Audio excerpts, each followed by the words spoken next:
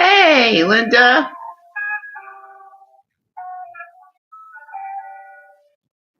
Just getting the sage ready. How you doing?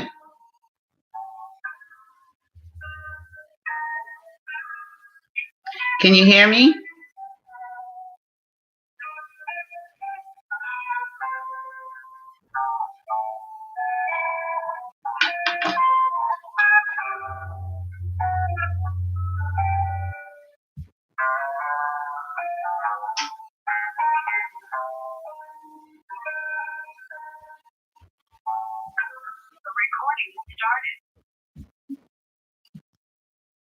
Hello, G. Hello, Linda. Can you guys hear me okay? Hit a 1. Give me a 1 in the chat. That's what we used to do in Second Life when I was DJing.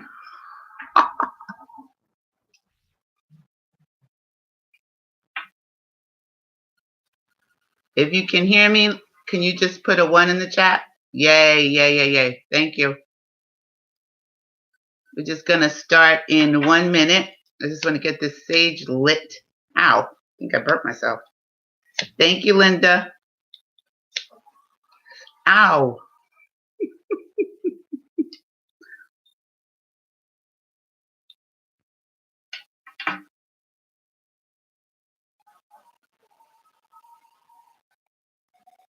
Okay, there we go. That's a lot better.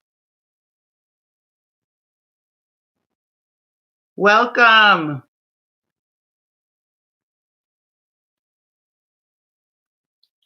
I think everybody's watching TV right now.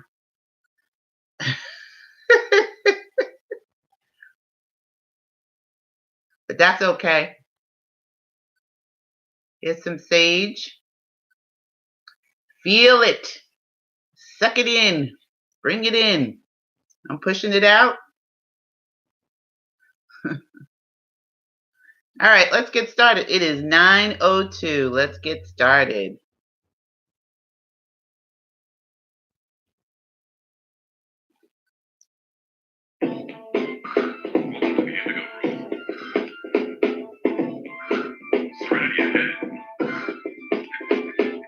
Here we go, it's the Indigo, sending the best of this, yes, so let's go. We can train way super higher plane, manifest the world, shaking the one day.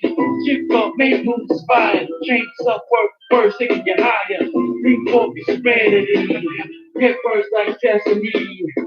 Have truth, substitute, and make it move to find the way in you. Touch the sky and level high, experience prospering, treat. So yes, I Invite you to come on through. See how we do in the Indigo Room. Yeah. Welcome, welcome, welcome to the Indigo Room. It's another live broadcast, interactive. You can chat, you can talk. And I'm your host, Sydney Chase. And this is the Indigo Room where we discuss all things spiritual. And by that, I mean that we are non-physical spiritual beings having physical human experiences. Life is supposed to be good, fun, delicious. Life is beautiful. And this is where we discuss how to make that happen, how to create your reality. Hence, the Indigo Room, creating our reality talk show. So I want to thank you for joining us here tonight. Linda's here. She's our moderator. Hi, Linda. We have G in the house. Hi, G. Giving you guys some sage. We're saging the Indigo Room over in TalkShoe too. So y'all can, get the sage. I guess you can imagine it. Since you can't see it. Hi, Barb. Barb is in the house. Welcome, Barb. It's so good to see you here. Now, my shirt is acting all kinds of weird today. But anyway, I hope that you all had a great week. Even if it was Wicky Wacky since last week, I hope you had a great week. And I hope that you're using your I am statements. We posted some stuff about Neville, and and our I am statements this week on Instagram and Facebook. And if you follow me on Pinterest, Twitter, all the little social media stuff. I got to get back on LinkedIn. I'm not really active on LinkedIn, but I got to get back in there. Hey, Linda, how was your week? Barb, how was your week? G, how was your week? How is everybody doing? Did you have a good week? Was it a little wicky wacky? Did you, get off track a little bit? Did you get back on track? What did you do? How are you feeling? And for those of you that listen to the broadcast, later on, I'd like to know, hashtag Raise Your Vibe Tribe, and let us know how your week went. How you doing? We are doing 30 days of I am statements in the I am statements group. And the link to the group, I finally put it in daggone chat. In the descriptions. Linda's so good. I want to also thank Linda so much for giving us space for the Indigo Room website. So we got space now, thanks to Linda Patrick and her wonderful donation. I also want to thank Barb Jacobs for her awesome donation last week. I don't know. One of these days, I just got it. So thank you for that. That's going in the kitty for the new camera. It's a wonderful thing. Thank you so much. I appreciate it. It's wonderful to give. One of the things that I do is I give. I put money aside out of my paycheck every week, and then I give it to somebody. Sometimes it's a homeless person. Sometimes it's an organization that I like. Sometimes it's where I get my spiritual nourishment from. I just, I donate it. And when you can't receive with a closed fist. So when you give, guess what happens? It comes right back to you. So Barb said, good. Always a little wicky wacky here and there, but not for long. All right. That's what I'm talking about. Linda said, pretty good. Getting better. Awesome. G, how about you? You want to share? Let us know. Oh, you had an awesome week. That's great. I had a good week too, actually. And Stephanie is here. Hi, Steph. Stephanie started out with us in the Indigo Room when we first started in 2007. And we did we used to do the Indigo Room after show. And then there was me and her, we were Maybelle and Gertie. I got to get that, the recording from our friend Merlin. He has it. So I'm going to see if he still has it and see if I can get it from him, because all of our recordings on TalkShoe, pretty much all the old recordings are gone. But that was a fun recording. It was so much fun. We laughed. Everybody had a great time. So tonight, I want to say thank you again. Not tonight. First, I want to say thank you to all of our new subscribers. We're now up to 93 subscribers. We love you. You all rock. I don't know if you all join us later on and watch the videos later on, but we love you and thank you so much. And thank you all of you who are over in TalkShoe, who are listening to the recordings afterwards. There's a whole lot of you over there. And, sometimes I hope that you will visit us, in the Indigo Room live at Wednesday nights. We're here every Wednesday night from 9 o'clock till 10. Sometimes we go over, because I got a little diarrhea of the mouth. But we're going to tickle our amygdala. Before we get started with Neville, we're reading the Resurrection. Not the Resurrection, just Resurrection. I always say Resurrection. We're reading Resurrection tonight by Neville Goddard, and we're starting off with chapter 3, which is Imagination and Faith. We might get into a little bit of chapter 4. I don't know. We'll see how it goes. We have the phone lines open. Yes, we're up to 93 subscribers. Isn't that wonderful? I'm so excited. And I want to thank all of our followers who joined us on Facebook and Instagram and Twitter. And I want to say hello to Deborah. She started to join us again on the Indigo Room. Everybody's coming back in trickles, All of the oldies are coming back in because we all need community. We do. We just do. It works for us. That's how we grow and that's how we expand. I want to ask you all, have you all heard about the 2-cup it's 2 cups. It's called 2-cup manifestation, where you take 2 cups, 2 glasses, and you have one that's empty and one, well, they're both empty, and then you put water in one because water has memory. Remember when we talked about water before, and we put our power words on water, and y'all need to drink more water. If you're not drinking more water, I drink a lot of water nowadays because water has memory, and you can change the structure of your water with some power words. Anyway, there is a new thing going around on YouTube. It's called the 2-cup challenge, I think it is. I don't even know if it's a 2-cup challenge, but it's 2 cups. You take 2 glasses. I only have one, but I'm just telling you because I just thought of it, and I did it this week a couple of times just to try because it's fun. So you have 2 glasses, and on one glass is empty, and one glass is full, and then you put what it is that you're experiencing that you really don't want in your reality. What's happening right now that maybe you don't want, you want to change. And you put a little post-it note and you put it on the glass. And then this one has water in it. So I would put it on this glass. And then you take the empty glass. I don't have an empty glass. I should have brought one out. But anyway, imagine that it's an empty glass in my hand. So the empty glass has what your intention is, what it is that you do want to create, what it is that you do want to change. They're saying it's you're quantum leaping. Okay, so you're changing your reality and then jumping into the new reality that you do want. So you focus a little bit. This one has what you don't want, what you're experiencing and you want to change.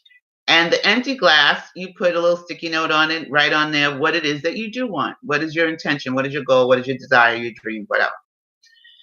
Then you take this glass and you pour it into the empty glass. And you really listen to the water filling up your glass of intention, your desire, your dream. And then you drink it. And then you take the glasses, take the little pieces of paper off, put it away, forget it. Just forget about it. And this is supposed to be a really quick way for you to be able to manifest your desires. I watched one woman.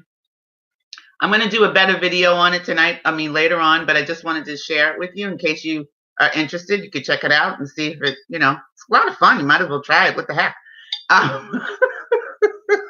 Why not? And then you put the glasses away when you're done. Drink the water because remember, water has memory. Some people are doing it really quickly. I just like to sit with it for a minute and just kind of focus. So that's something that I've been trying this week. I just started it yesterday the day before and yesterday. So we'll see how it goes. I have to say that one of the things I wanted was more subscribers, like 10,000 subscribers. And tonight over there on Instagram, my subscriber count just started to shoot up. My follower count. I was like, oh, wait, whoa, all right. So remember to drink more water, and we're going to tickle our amygdala. So has anybody heard of that? Don't leave the chat now to go check on it. Go check on it later. So we're going to tickle our amygdala before we get started with Neville. Imagine that you have a feather in your hand. Got your feather? And imagine what the color is. Oh, and by the way, Stephanie is one of my best friends. Stephanie has been my best friend since before my kids were born. Her and her husband. I met them through my ex-husband, and I stole them. So Stephanie is part of my family, really. She even though she's She and I are sisters from another mother and another father.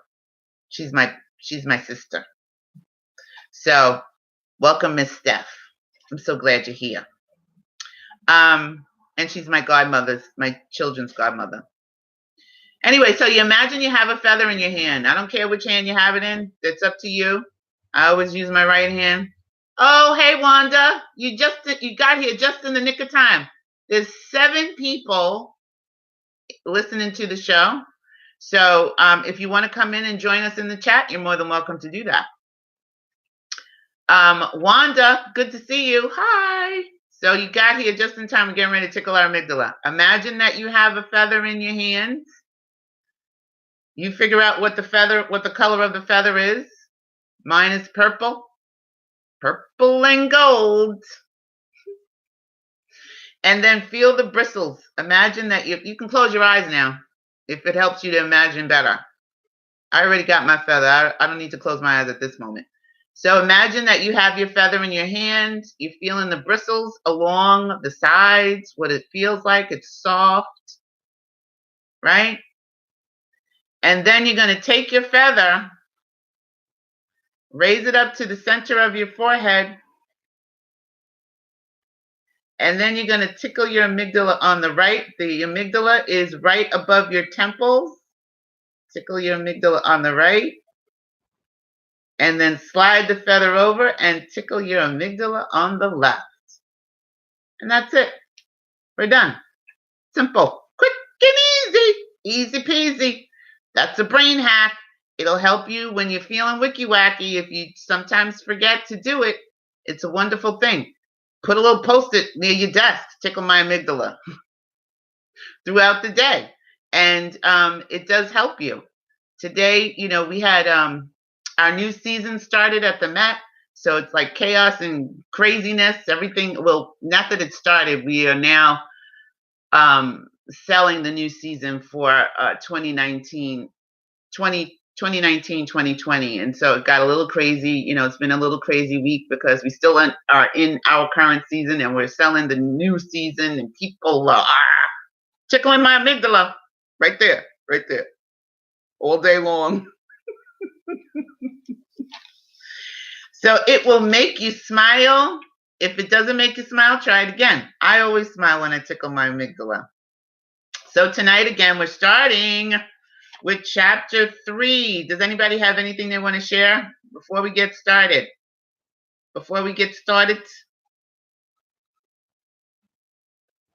Okay. So we're going to be reading Imagination and Faith. Imagination and faith. What do those two things have to do with each other? Let's see. Oh, by the way, before we get started, could you all please take a moment to like the video while you're here? There's 6 of us in the chat. Could you just like the video?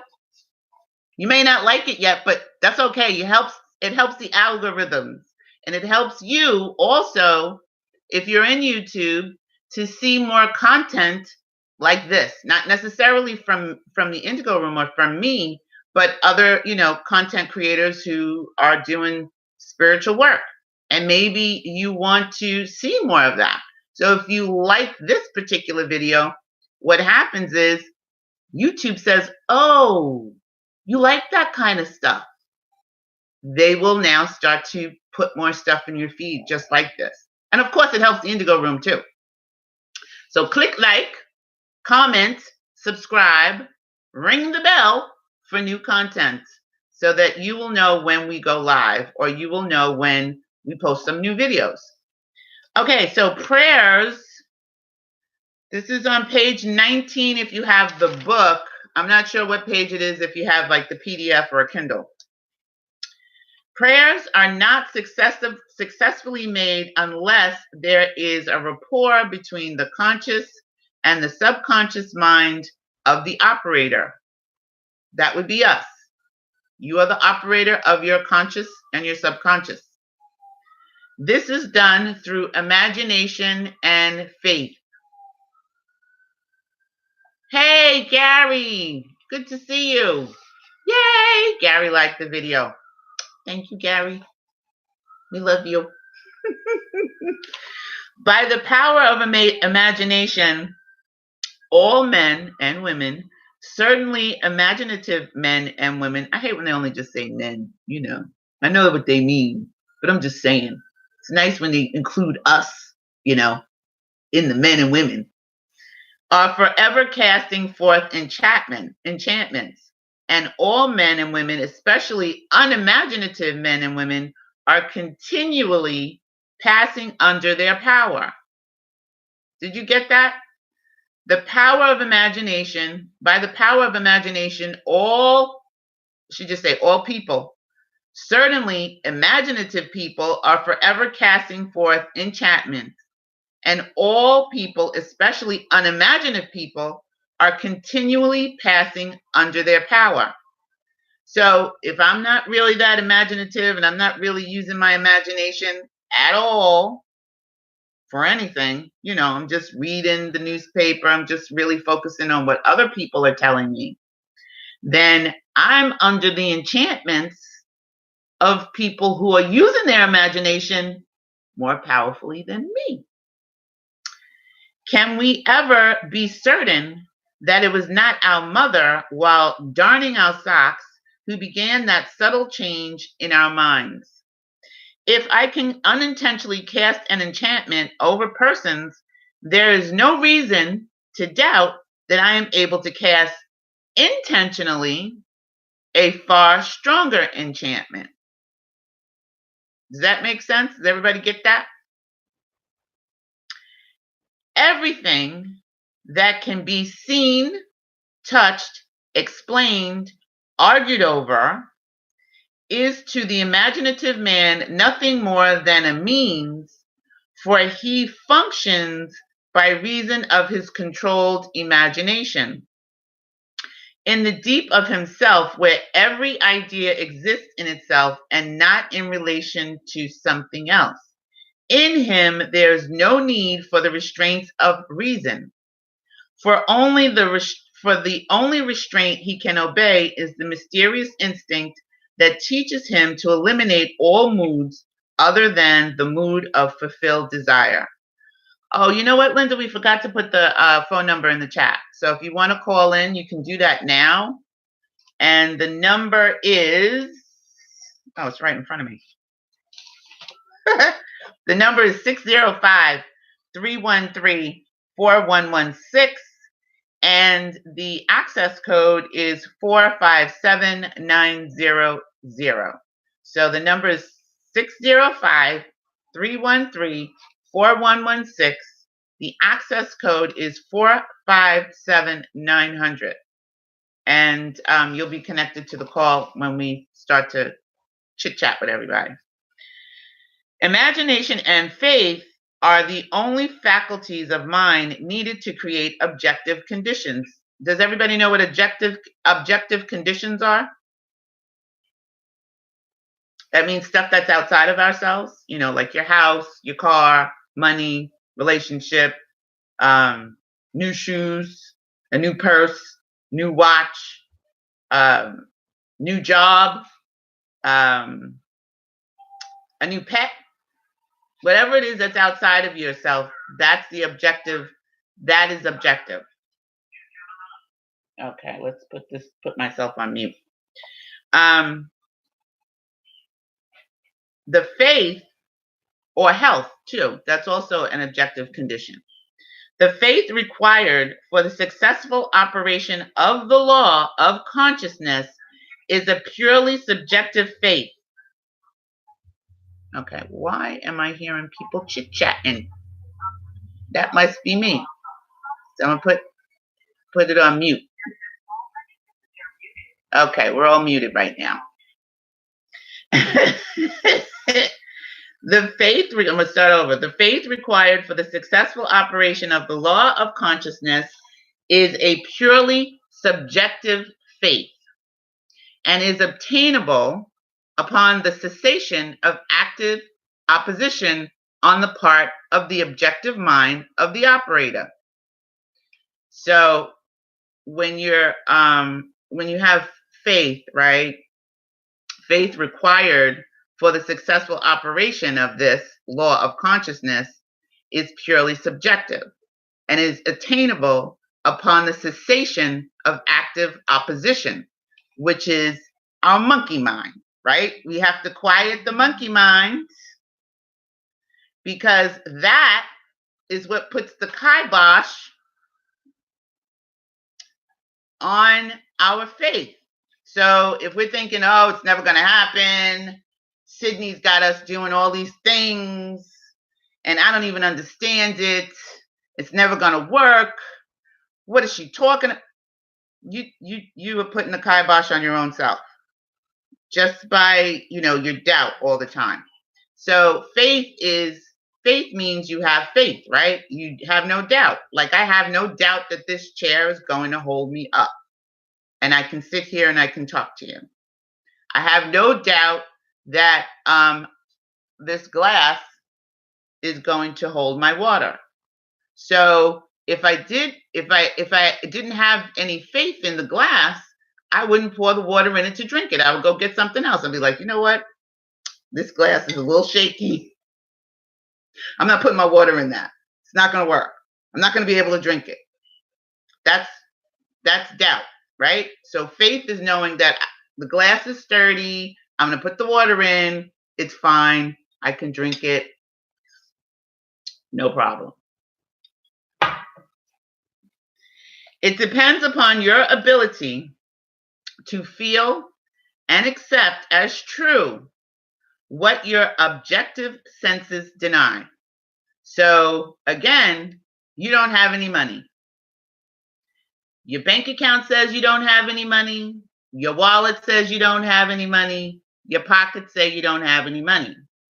But faith says I have money. I know I'm rich. I'm rich. I'm healthy. I'm wealthy. I'm free. I am rich. So you now moving into faith and you're allowing the universe, God, spirit, your inner being to handle what it is you need to handle. You need this bill to be paid. If you guys also remember back in the day, I was telling y'all a story about the time that my electric went out, got disconnected, and I didn't have any money to pay the bill. Gary, I don't know if you remember this. And I decided that my lights were on. That's it. I was like, God, you got to handle this because, I don't have any money. I knew I didn't have any money at the time, and I was feeling all kinds of wicky wacky. So I got into my meditation. I relaxed. I thought, I imagined that my lights were on. I went out. I did my little job that I had. I came back home, and guess what? My lights were on. The whole house was lit up. And I was like, who turned my lights on? I was calling everybody. Did you pay my bill? Gary remembers. I was like, did you pay my bill? And they were like, no, Sydney, we didn't pay the bill. It was like, I don't know, $1,100 or something like that. But the lights were back on. Boom. Linda remembers that story. So I didn't do anything. I don't still to this day have any idea except that knowing that spirit worked on my behalf. But I mean, I don't have any objective idea. I don't have any concrete evidence that somebody came in and paid the bill, but they came and turned my lights right back on. And I never paid the bill. So I'm just saying that if you have faith, you believe, you get into a knowing state, which Neville talks about, assume it already done. I kept seeing my lights on. I didn't know how the lights were going to come on, but I kept seeing the lights on in my apartment. And they were on. Con Ed came and turned them suckers right back on.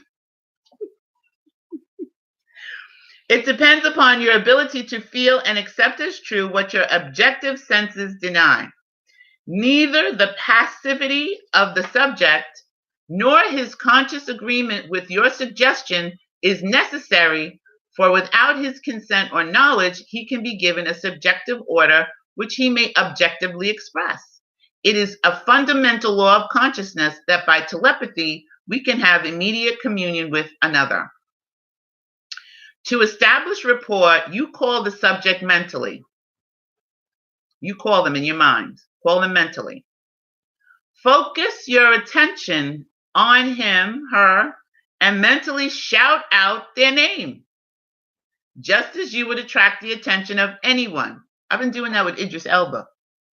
Just kidding. But no, really. I do want to meet him eventually one day or work with him, right? So in my mind, I see him walking down the hallway over there at the Metropolitan Opera, and in my mind, I go, Idris! But it's in my mind, I'm saying it. And then he turns around and looks and goes, hey, Sid, try it. See what happens. He keeps coming up now in my, in all my feeds. He's everywhere. I can't escape Idris Elba now. He's everywhere. And he's coming to New York. Literally, he'll be in New York on May 11th. I don't know if he's going to be walking down the Metropolitan Opera hallway, but I did imagine it in my mind. I yelled at him. I yelled his name.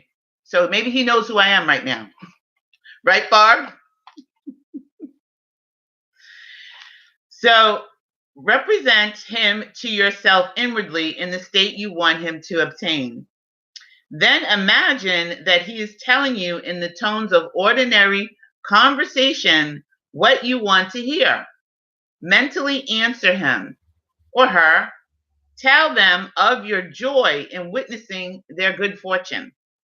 Having mentally heard with all the distinctness of reality that which you wanted to hear, and having thrilled to the news heard, return to objective consciousness. Return, like come out of your imagination and return. Your subjective conversation must awaken what is affirmed. So I guess I'm going to actually meet Idris next week, or March 11th. Thou shalt decree a thing, and it shall be established unto thee. It is not a strong will, so you can't force it. It's not that. It's not like you, Barb said, I know you will meet him. Yeah, I'm going to be in a movie with him. That's what's going to happen. And then, we'll both go up to the stage and get our Academy Awards. It's not a strong will that sends the subjective word on its mission, so much as it is a clear thinking and feeling the truth of the state affirmed. So you have to feel it true. You have to feel it. And Neville is going to teach us, we're going to do that eventually, but some of us old school Indigo Room people know about the ladder. When you imagine that you're stepping up on a ladder, you actually can't see it like on a movie screen. You actually have to see yourself touching, feeling, like let the imaginative exercise take on all the tones of reality. Whatever you're experiencing, whatever you're choosing to experience and create in your reality, let it take on all the tones of reality. Feel that, just like we feel the feather when we tickle our amygdala. What does the air feel like on your skin? Is it summertime? Is it wintertime? Is it spring? Are you smelling flowers? Are you walking down the street in sandals, or are you wearing boots? What does this whole experience feel like? Like, get that in your imagination and then, drop it. Just like we talked about the water experiment. When belief and will are not in conflict, belief invariably wins. So you could, let's just say that you're, like I said before, you don't have any money. I'm just using that one. You are firmly entrenched in that idea and belief that you don't have any money, you don't have a job, you don't know how it's going to happen, you don't know how it's going to work. You just said, you're just in this thing that this is what it is. And no matter what anybody says to you, that's your belief. It's fast and hard inside of you. So if you come up now with the I am statement, I am rich. Well, initially, like if you don't relax it, and the belief is going to win. The belief that you're broke, the belief that you have no money, the belief that no money's coming in and you don't, and no money's going to come in. This is why people rob banks, right? This is why people do a lot of the things that we do, because our belief is so strong that we don't have a thing. And even if we do our I am statements, that's why sometimes the I am statements, affirmations don't work, because your belief is going to win out more so than the actual statement is. That's why you have to do it over and over and over and over and over and over and over and over and over until you start to feel it and start to believe that it's true. So, not by might nor by power, but my spirit, saith the Lord of hosts. It is not what you want that you attract.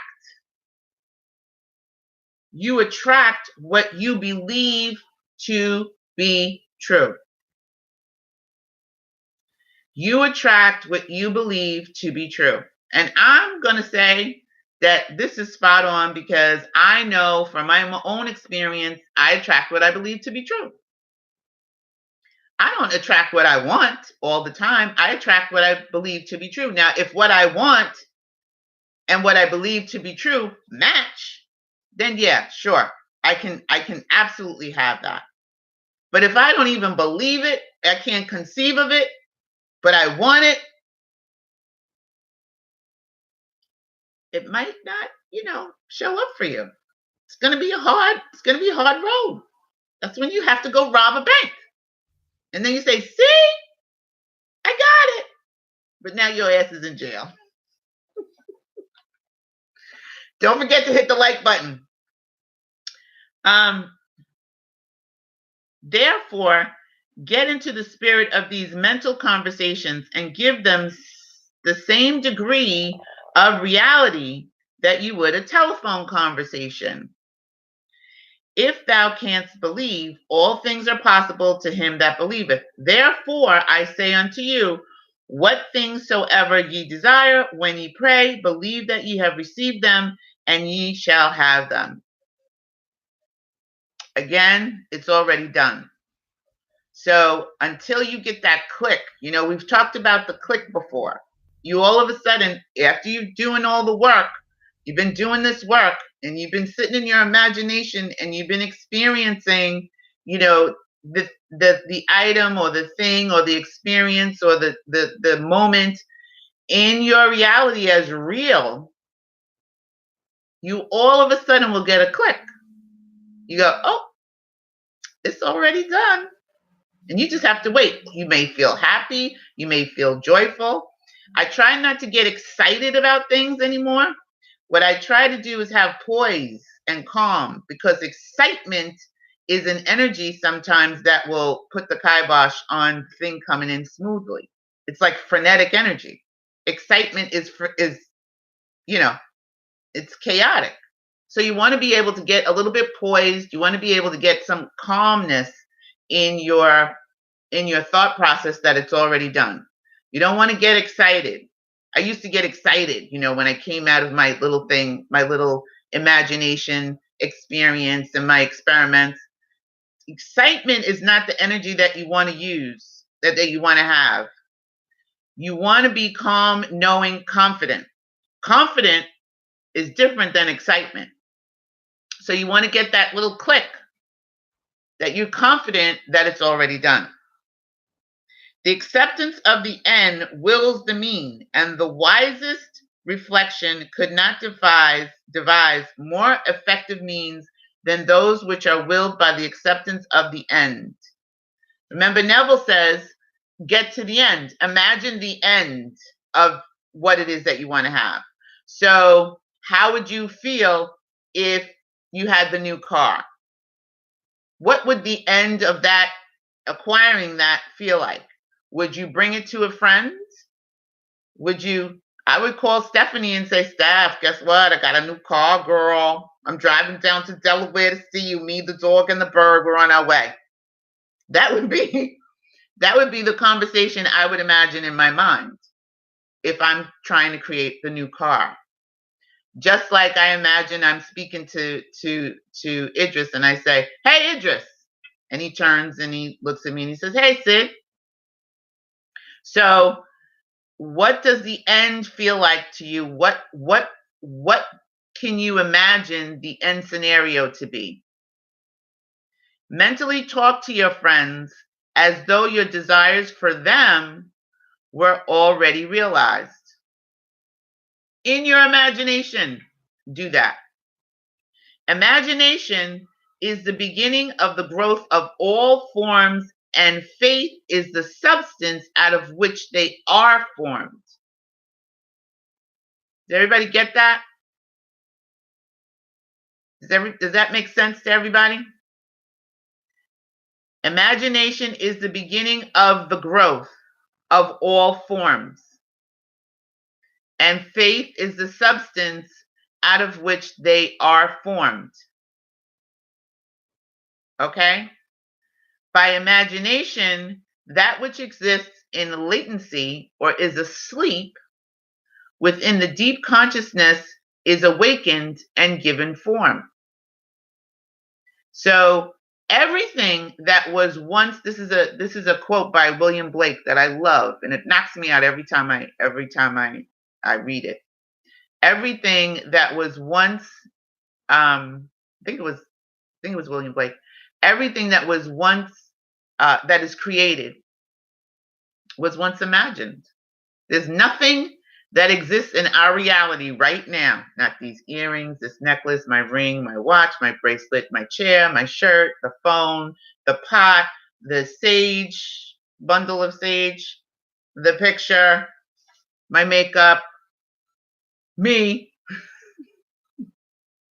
There's nothing that is formed in our experience, in our reality, that wasn't first imagined. Nothing. Nothing. There's nothing here that wasn't first imagined in someone else's mind. So, what are you imagining? What are you creating? What would you like to have in your reality? Let's get busy in our imagination and start really getting back to what we used to do and focusing on our imagination and start creating our reality for real, for true, for real, for real. Let's go. Stephanie said, let's go. Woo! Right. Let's go. Let's get busy. Let's get crack-a-lacking. The cures attributed to the influence of certain medicines, relics, and places are the effects of imagination and faith. The curative power is not in the spirit that is in them. It's not the spirit that is in the thing. It's not the spirit that is in the crystal or the place. It's not the spirit that is in them. It is the spirit in which they are accepted. What does that mean?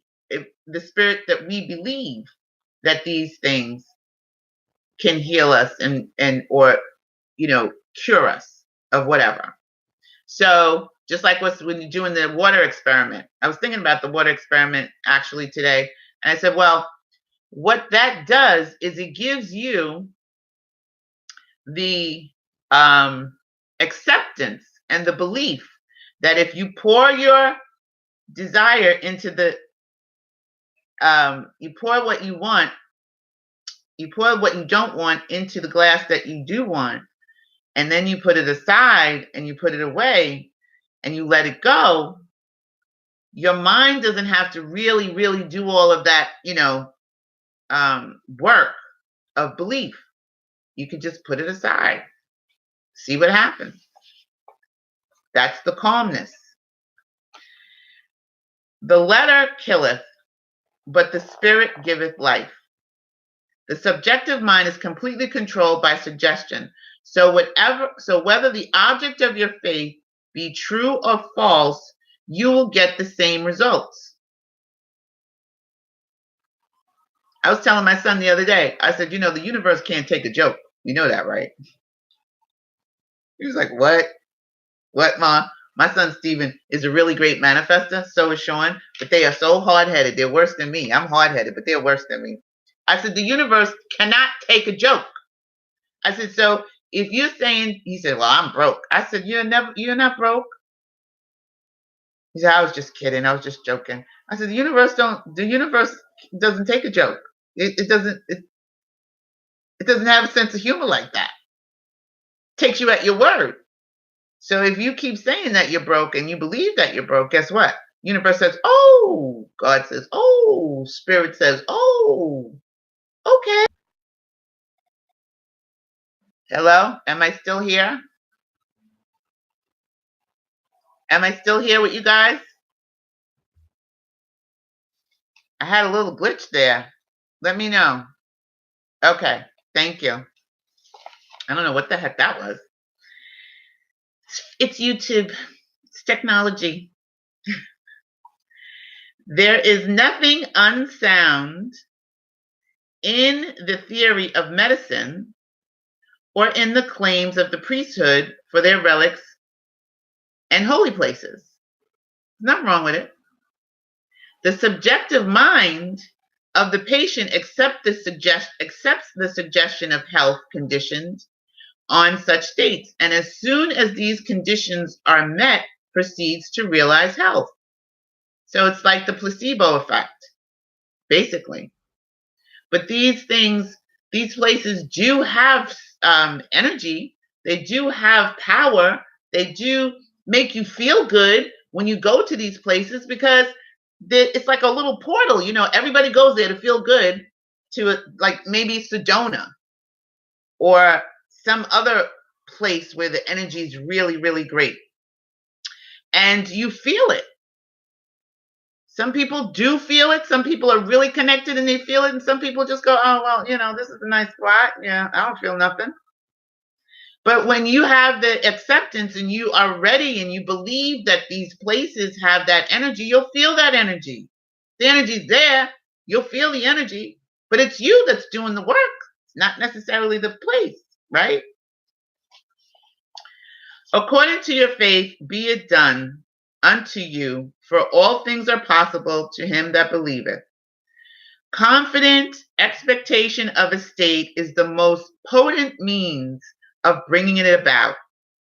Remember when I said excitement, don't get excited. Try not to. Confidence. Now that is an emotion, that is a feeling that we should all start to try to attain. Feeling confident, you know, put your shoulders back. Yeah, I know that's done. God, Spirit's handling that for me. God's handling that for me. Universe is taking care of it. Allah is taking care of it. Confidence. The confident expectation of a cure does that which no medical treatment can accomplish. Failure is always due to an antagonistic autosuggestion by the patient, arising from objective doubt of the power of the medicine or relic, or from doubt of the truth of the theory. Many of us, either from too little emotion or too much intellect, both of which are stumbling blocks. You know, like kids can manifest really quickly, right? Because they don't have all that doubt and they just believe that Santa Claus is coming. Or they believe that, you know, things are going to happen. They in their imagination all the time. Learn from the children. The children will lead us all. Follow them.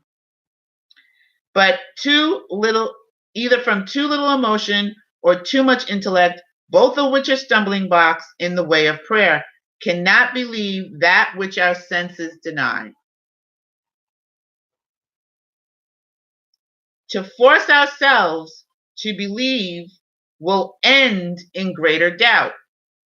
That's why the water experiment, I think, is going to be a lot of fun. I'd love to hear if you tried it, if you were successful with it, because there's really no doubt that you can, in that. You just pour in the water from one glass to the next.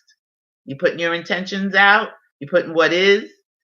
what you don't want right now and what you do want. And then you pour in the water, 2 glasses, drink the water, and then you step off. We're almost done. To avoid such counter suggestions, the patient should be unaware, objectively, of the suggestions which are made to him. The most effective method of healing or influencing the behavior of others consists in what is known as the silent or absent treatment. So give your friends and family the silent treatment.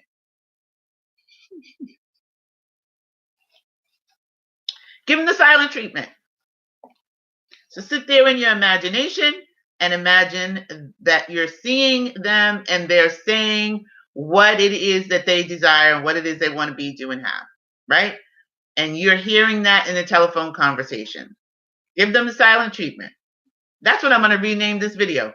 Give your friends and family the silent treatment. When the subject is unaware objectively of the suggestion given him, there is no possibility of him setting up an antagonistic belief.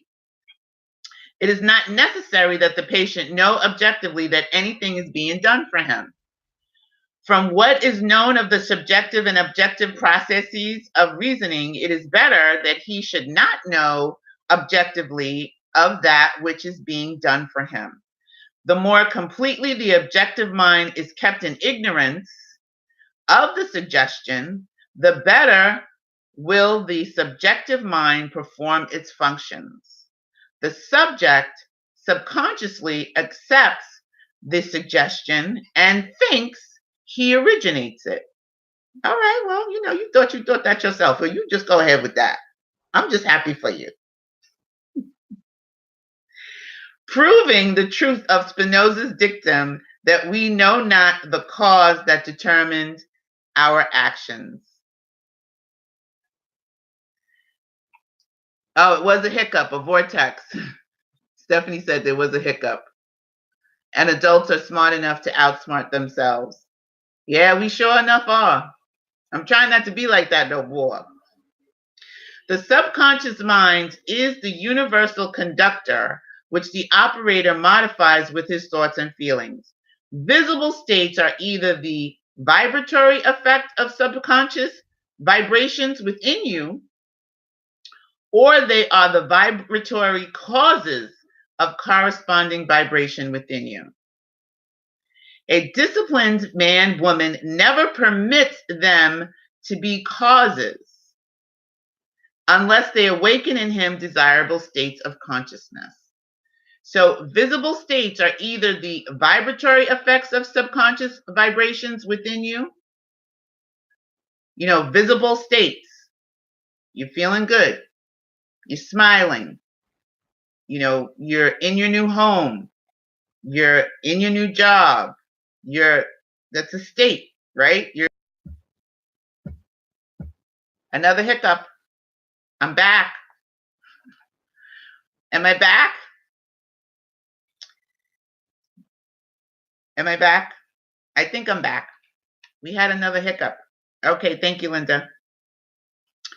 A disciplined man or woman never permits them to be causes unless they awaken in him desirable states of consciousness. With a knowledge of the law of reversibility, the disciplined man transforms his world by imagining and feeling only what is lovely and of good rapport. The beautiful idea he awakens within himself shall not fail to arouse its affinity in others. Listen, I sing at work now. I sit at my desk and I'm singing. I got my headphones on because I have to put my headphones on in order to concentrate so I'm not disturbed by all the other stuff that's going on around me because I answer emails all day long. So I put my headphones on. I'm listening to music. I'm listening to binaural beats, whatever. And so now I'm singing. Do you know that several people have come into my office and said, there's no singing here. We're at the Metropolitan Opera. There's always singing. It's opera. Everybody sings. They said they don't want you, don't let them see you be too happy. That's the mindset of many people. They don't want anybody to see them happy, doing their work. Whistle while you work, sing while you work. So the beautiful idea awakens within himself shall not fail to arouse its affinity in others. Now there's some people that come into my office and they just stand there and go, oh, she's singing. You happy? I'm going to be happy. They leave with a happy vibe.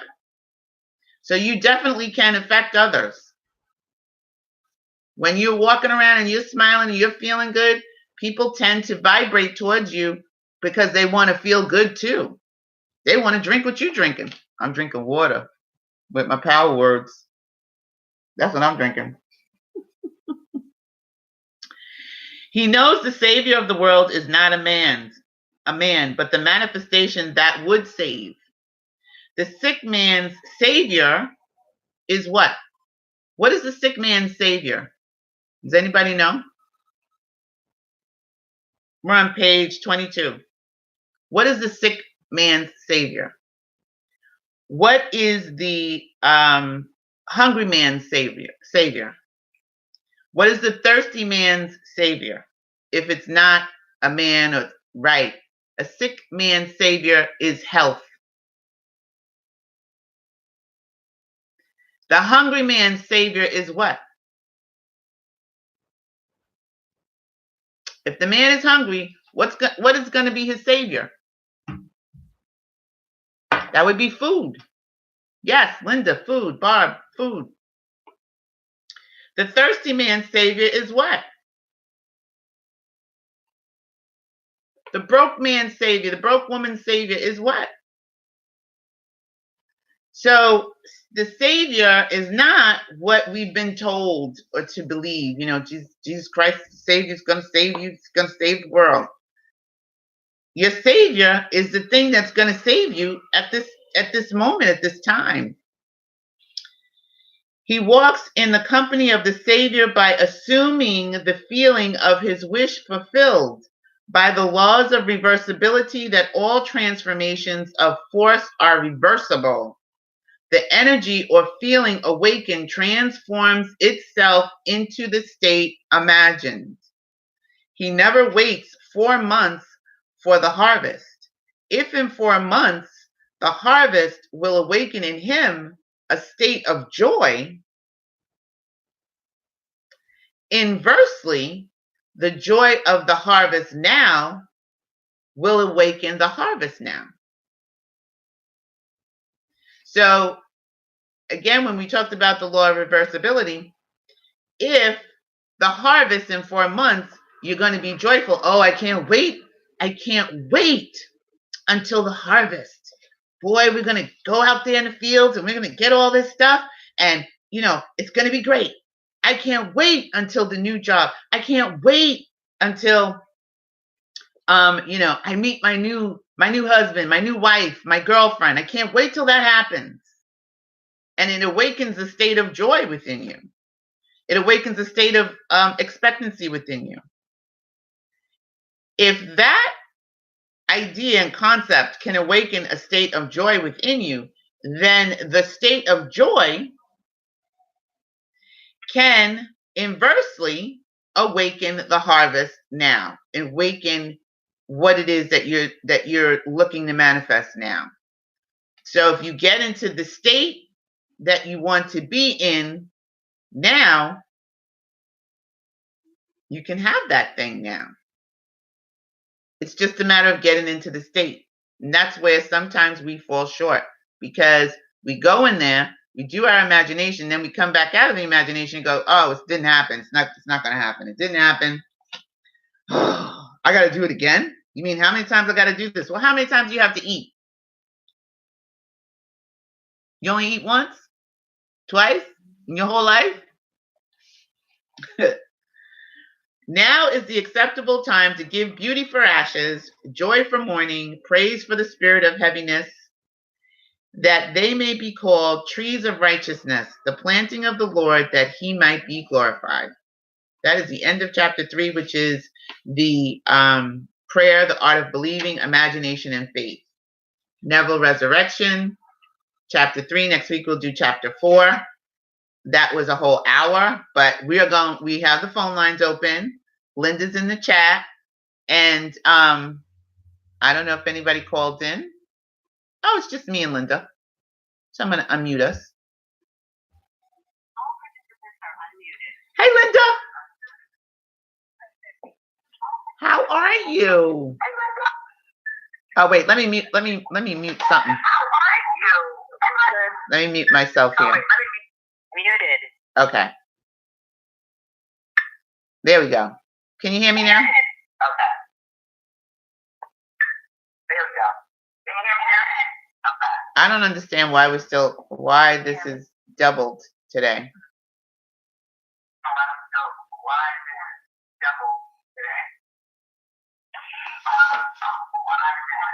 That's weird.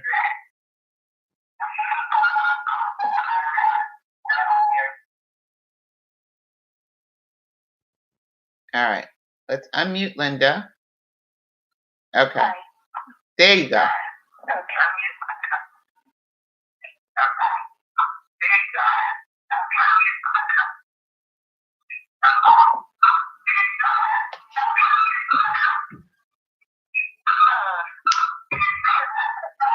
Do you have your speakers on?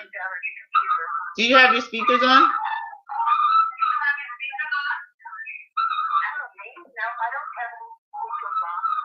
I don't either. Can you hear me now? Yeah. Okay. I can't hear you at all. Unmuted, so. Can you hear me now? Hello?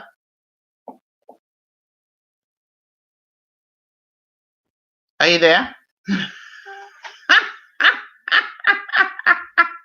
you there?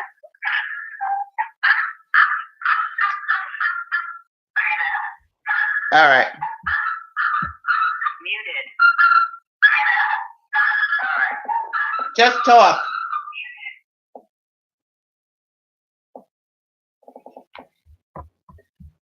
All right. Well, Linda, you can just talk. Okay. I thought it was really important for people to understand the concept that you can create and it's not important for anything outside going on around you. You just create it. You don't need to tie anything else into it. You don't need to go, oh, well, let's just have that first or something like that. It's just you go and you create what you want, and that's it. And what we see outside and all around us is just an agreed upon way that we're living life at this point in time. But it doesn't need to impact what you create, because you create your own reality. That is so true. That is absolutely the truth. That's like you know, we've talked about this before, you know, where you feel like you have to have this thing in order to have that thing. Is that what you mean?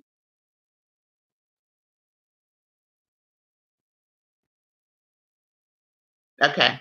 She can't hear me.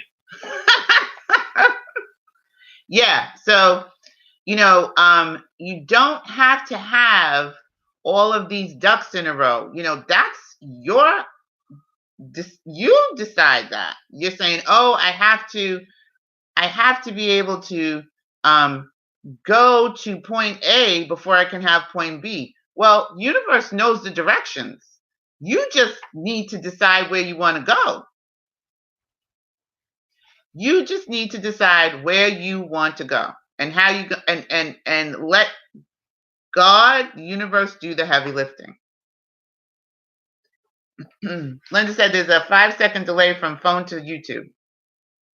I don't know why the phone was acting wicky wonky today, but we heard you good. So there's that.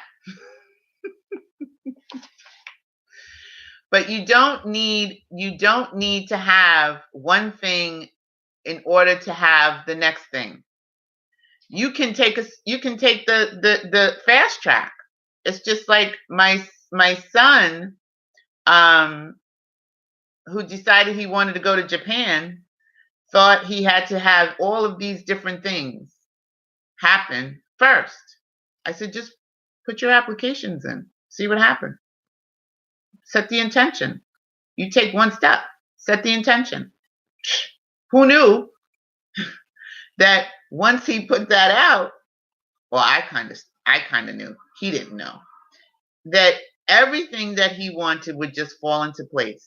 He leaves March 13th is when he flies to Japan, and he's going to be teaching English in another country.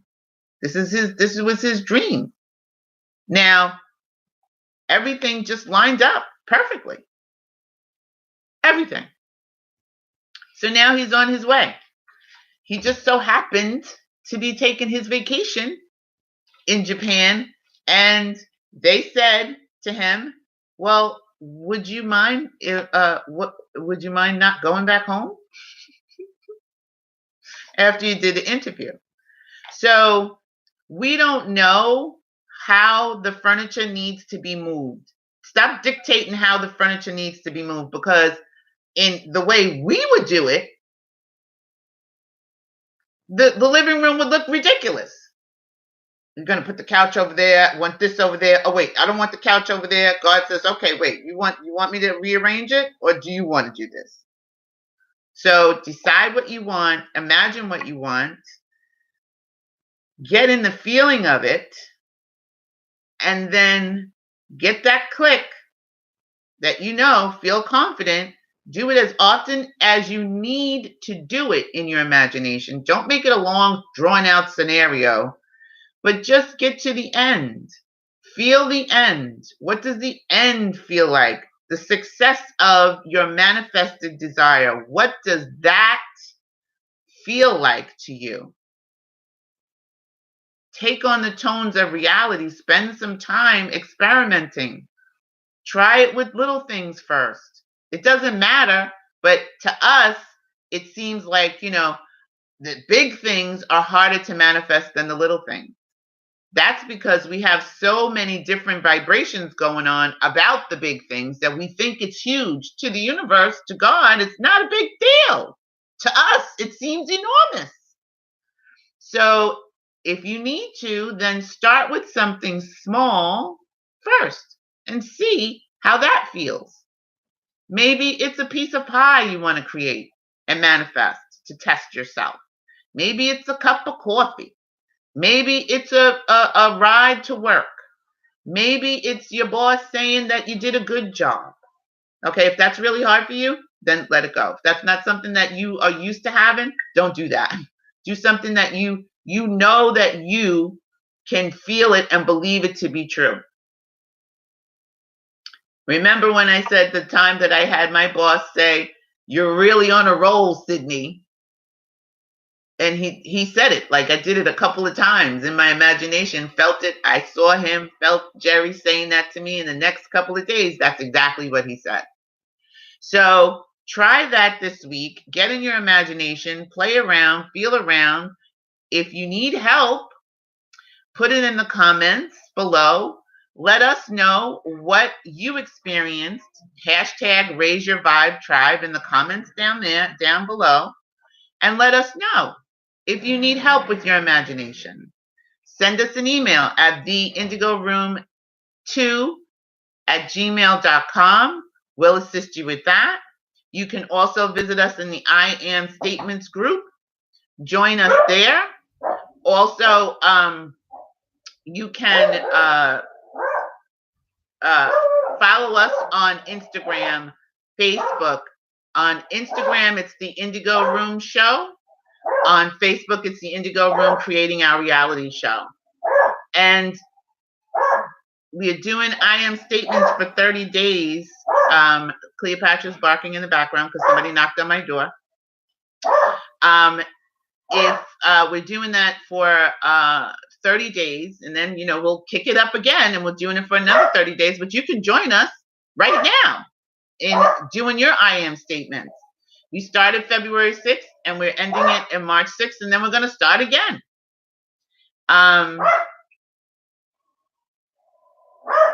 Yeah, so Linda also put the email in the chat, and Raise Your Vibe Tribe.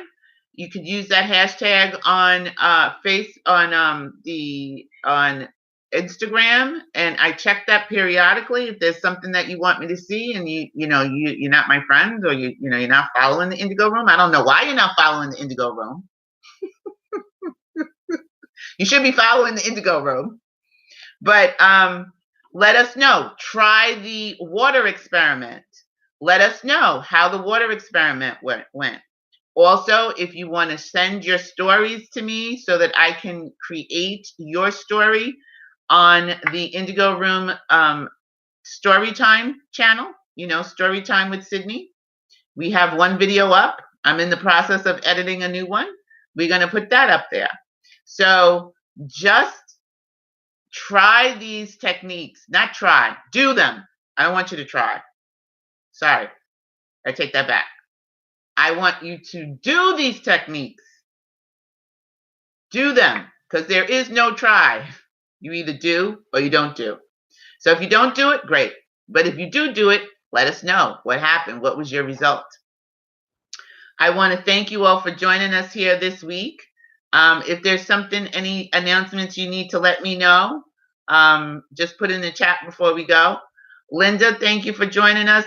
Stephanie, thank you for joining us. Linda, I love you. Thank you so much for donating the space for the Indigo Room. I'm going to be working on that this weekend. Barb, thank you for joining us. Gary and G, thank you. Thank you. Don't forget or remember to like, comment, subscribe, ring the bell so you get notifications of new content when we're doing the Indigo Room. We're here every Wednesday night from 9 p.m. until 10 p.m. Eastern. Sometimes we go a little bit over. Sometimes we do. 9 p.m. to 10 p.m. Eastern. And yeah, and we have other videos. Check out the channel. We have binaural beats that you can use for sleeping to help you manifest, help you sleep, help you focus. They're really great. I use them every night. We also have 10 ways to raise your vibration now. Some things you can do. If you're using your list, let us know. If you're, scheduling, helping yourself to be able to schedule the things that you want to do this week, and then putting other stuff over here for God to handle, I say let God do the heavy lifting. I love to let God do the heavy lifting, because I don't like to be stressed. I like to relax. That's why I tickle my amygdala so often. Remember to tickle your amygdala. Do that also. But remember who you are. Remember that you are source energy right here in a physical body. You can be, do, and have anything that you desire. Remember, it is not being extraordinary that makes you unique. It is your uniqueness that makes you extraordinary. So I'll see you here next Wednesday on the Indigo Room. Don't forget, 9 till 10. And we'll see you next week. Thank you for joining us. I love you. Bye. Thank you. Good night.